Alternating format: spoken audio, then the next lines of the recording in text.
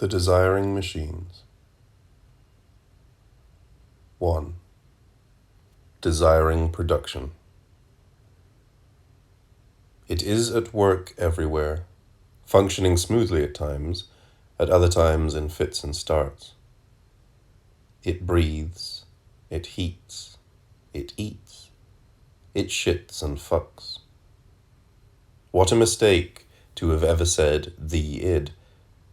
Everywhere it is machines, real ones, not figurative ones.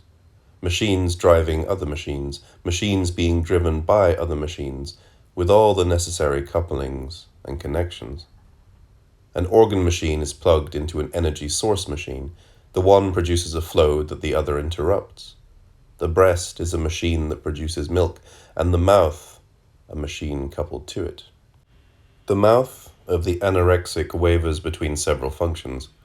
Its possessor is uncertain as to whether it is an eating machine, an anal machine, a talking machine, or a breathing machine. Asthma attacks. Hence, we are all handymen, each with his little machines. For every organ machine, an energy machine. All the time, flows and interruptions. Judge Schreber has sunbeams in his ass, a solar anus, and rest assured that it works. Judge Schreber feels something, produces something, and is capable of explaining the process theoretically. Something is produced, the effects of a machine, not mere metaphors.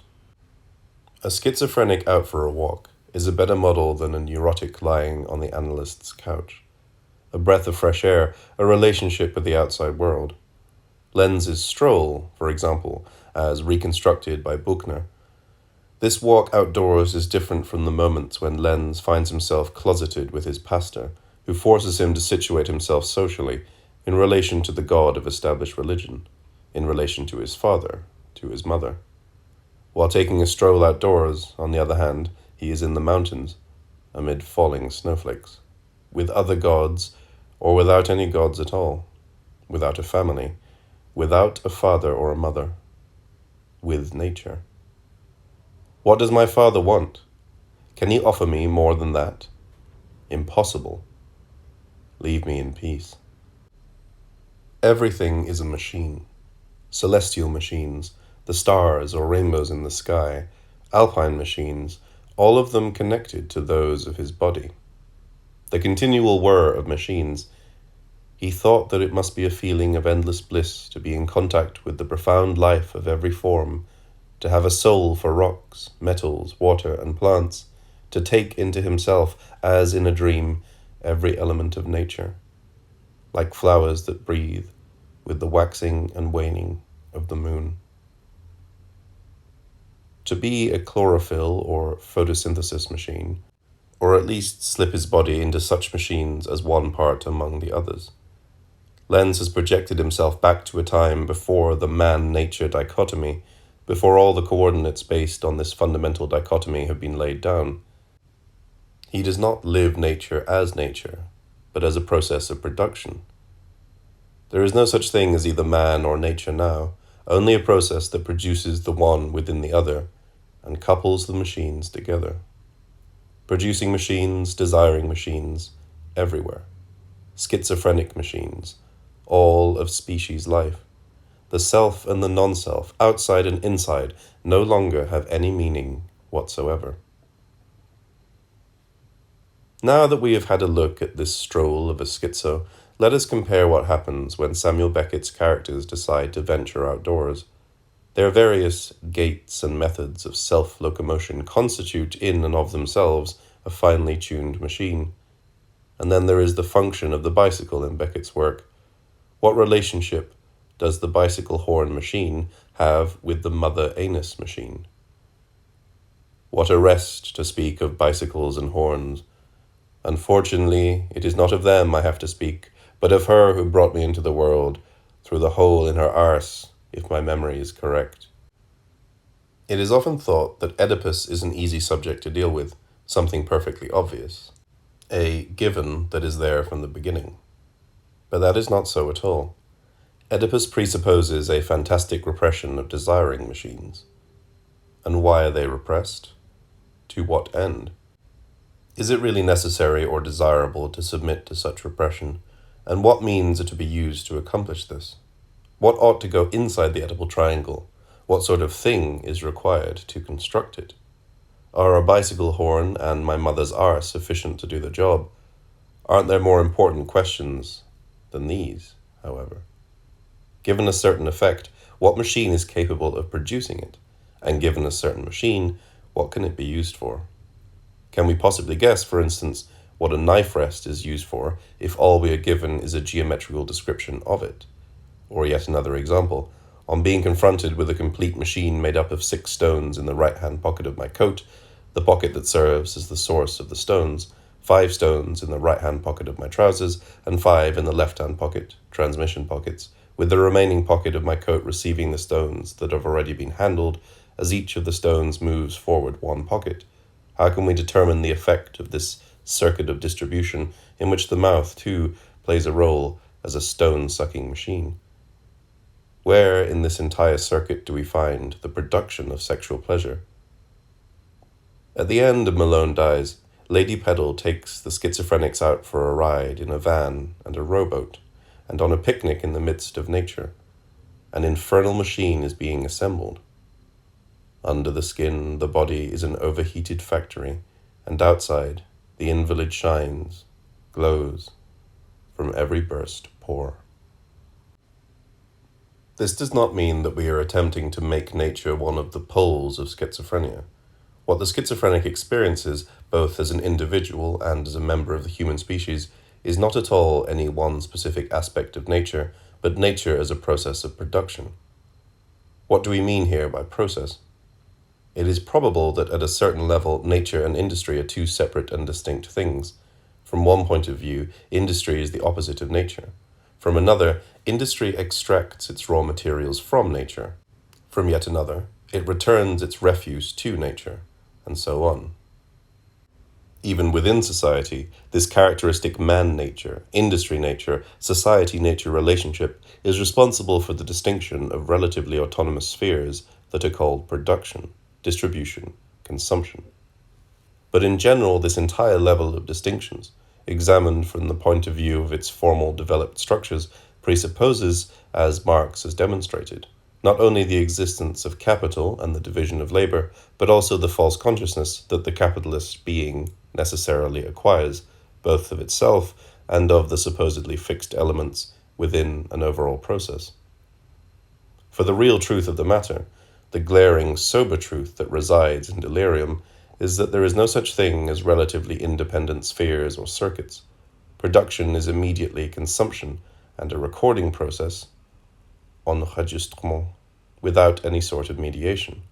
And the recording process and consumption directly determine production, though they do so within the production process itself. Hence everything is production. Production of productions, of actions and of passions, productions of recording processes, of distributions and of coordinates that serve as points of reference, productions of consumptions, of sensual pleasures, of anxieties, and of pain. Everything is production, since the recording processes are immediately consumed, immediately consummated, and these consumptions directly reproduced. This is the first meaning of process as we use the term, incorporating recording and consumption within production itself, thus making them the productions of one and the same process. Second, we make no distinction between man and nature. The human essence of nature and the natural essence of man become one within nature in the form of production or industry, just as they do within the life of man as a species. Industry is then no longer considered from the extrinsic point of view of utility, but rather from the point of view of its fundamental identity, with nature as production of man and by man.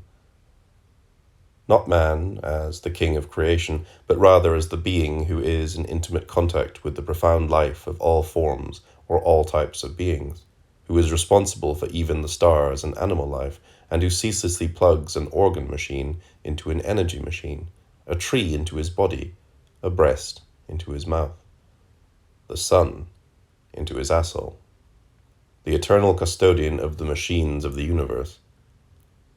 This is the second meaning of process as we use the term. Man and nature are not like two opposite terms confronting each other, not even in the sense of bipolar opposites within a relationship of causation, ideation, or expression, cause and effect, subject and object, etc. Rather, they are one and the same essential reality, the producer-product. Production as process overtakes all idealistic categories and constitutes a cycle whose relationship to desire is that of an immanent principle.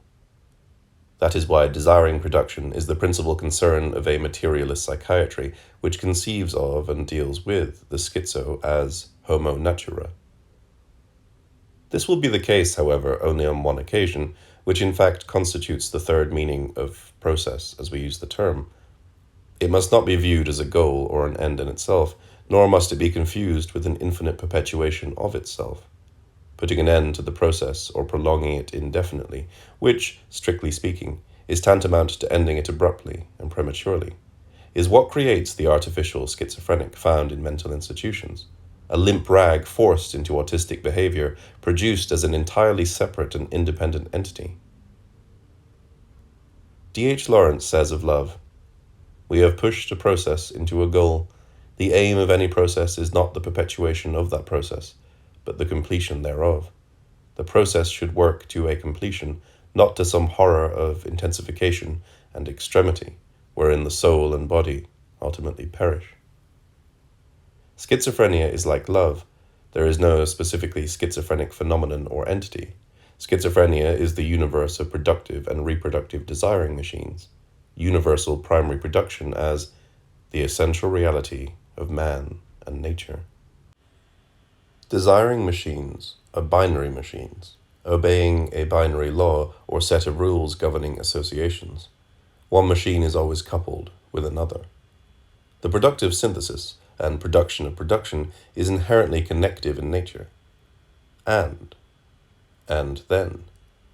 This is because there is always a flow-producing machine and another machine connected to it that interrupts or draws off part of this flow, the breast, the mouth. And because the first machine is in turn connected to another whose flow it interrupts or partially drains off, the binary series is linear in every direction. Desire constantly couples continuous flows and partial objects that are by nature fragmentary and fragmented. Desire causes the current to flow, itself flows in turn, and breaks the flows. I love everything that flows, even the menstrual flow that carries away the seed unfecund.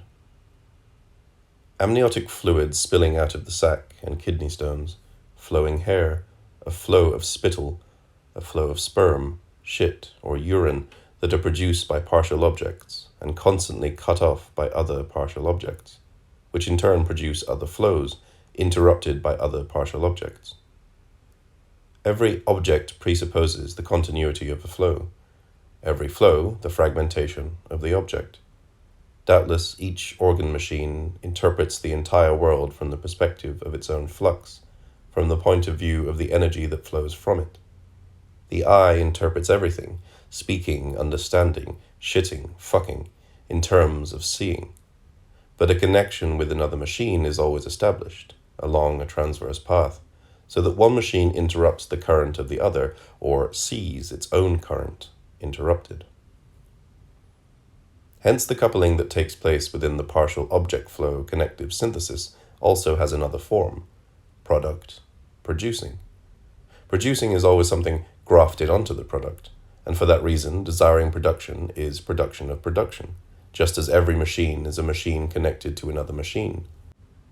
We cannot accept the idealist category of expression as a satisfactory or sufficient explanation of this phenomenon. We cannot. We must not attempt to describe the schizophrenic object without relating it to the process of production. The Cahiers de l'Artaud are a striking confirmation of this principle, since by taking such an approach, they deny that there is any such thing as a specific, identifiable, schizophrenic entity. Or to take another example, Henri Michaud describes a schizophrenic table in terms of a process of production which is that of desire. Once noticed, it continued to occupy one's mind. It even persisted, as it were, in going about its own business. The striking thing was that it was neither simple nor really complex, initially or intentionally complex, or constructed according to a complicated plan. Instead, it has been desimplified in the course of its carpentering. As it stood, it was a table of additions, much like certain schizophrenics' drawings, described as overstuffed, and if finished, it was only insofar as there was no way of adding anything more to it, the table having become more and more an accumulation, less and less a table. It was not intended for any specific purpose, for anything one expects of a table. Heavy, cumbersome, it was virtually immovable. One didn't know how to handle it, mentally or physically. Its top surface, the useful part of the table, having been gradually reduced, was disappearing, with so little relation to the clumsy framework that the thing did not strike one as a table, but as some freak piece of furniture, an unfamiliar instrument, for which there was no purpose. A dehumanized table, nothing cozy about it, nothing middle class, nothing rustic, nothing countrified, not a kitchen table or a work table, a table which lent itself to no function, self-protective, denying itself to service and communication alike. There was something stunned about it, something petrified. Perhaps it suggested a stalled engine. The schizophrenic is the universal producer. There is no need to distinguish here between producing and its product. We need merely note that the pure thisness of the object produced is carried over into a new act of producing. The table continues to go about its business. The surface of the table, however, is eaten up by the supporting framework. The non-termination of the table is a necessary consequence of its mode of production. When Claude Lévi-Strauss defines bricolage, he does so in terms of a set of closely related characteristics. The possession of a stock of materials or of rules of thumb that are fairly extensive, though more or less a hodgepodge, multiple and at the same time limited. The ability to rearrange fragments continually in new and different patterns or configurations, and as a consequence, an indifference toward the act of producing and toward the product, toward the set of instruments to be used, and toward the overall result to be achieved. The satisfaction the handyman experiences when he plugs something into an electric socket or diverts a stream of water can scarcely be explained in terms of playing mummy and daddy, or by the pleasure of violating a taboo. The rule of continually producing production, of grafting producing onto the product, is a characteristic of desiring machines, or of primary production, the production of production. A painting by Richard Lindner, Boy with Machine, shows a huge, pudgy, bloated boy working one of his little desiring machines, after having hooked it up to a vast technical social machine, which, as we shall see, is what even the very young child does. Producing a product, a producing product identity. It is this identity that constitutes a third term in the linear series, an enormous undifferentiated object. Everything stops dead for a moment, everything freezes in place, and then the whole process will begin all over again. From a certain point of view, it would be much better if nothing worked, if nothing functioned. Never being born, escaping the wheel of continual birth and rebirth, no mouth to suck with, no anus to shit through. Will the machines run so badly, their component pieces fall apart to such a point that they will return to nothingness, and thus allow us to return to nothingness? It would seem, however, that the flows of energy are still too closely connected, the partial objects still too organic, for this to happen. What would be required is a pure fluid in a free state, flowing without interruption, streaming over the surface of a full body. Desiring machines make us an organism, but at the very heart of this production, within the very production of this production, the body suffers from being organized in this way, from not having some other sort of organization, or no organization at all. An incomprehensible, absolutely rigid stasis in the very midst of process, as a third stage. No mouth, no tongue, no teeth, no larynx, no esophagus, no belly, no anus. The automata stop dead and set free the unorganized mass they once served to articulate. The full body without organs is the unproductive, the sterile, the unengendered, the unconsumable. Antonin Artaud discovered this one day, finding himself with no shape or form whatsoever, right there where he was at the moment. The death instinct. That is its name. And death is not without a model. For desire desires death also, because the full body of death is its motor, just as it desires life, because the organs of life are the working machine. We shall not inquire how all this fits together so that the machine will run. The question itself is the result of a process of abstraction. Desiring machines work only when they break down, and by continually breaking down. Judge Schreber lived for a long time without a stomach, without intestines, almost without lungs, with a torn esophagus, without a bladder, and with shattered ribs. He used sometimes to swallow part of his own larynx with his food, etc. The body without organs is non-productive. Nonetheless, it is produced at a certain place and a certain time in the connective synthesis, as the identity of producing and the product. The schizophrenic table is a body without organs. The body without organs is not the proof of an original nothingness, nor is it what remains of a lost totality. Above all, it is not a projection. It has nothing whatsoever to do with the body itself, or with an image of the body. It is the body without an image. This imageless, organless body, the non-productive, exists right there where it is produced, in the third stage of the binary linear series. It is perpetually reinserted into the process of production. The catatonic body is produced in the water of the hydrotherapy tub. The full body without organs belongs to the realm of anti-production. But yet another characteristic of the connective or productive synthesis is the fact that it couples production with anti-production, with an element of anti-production.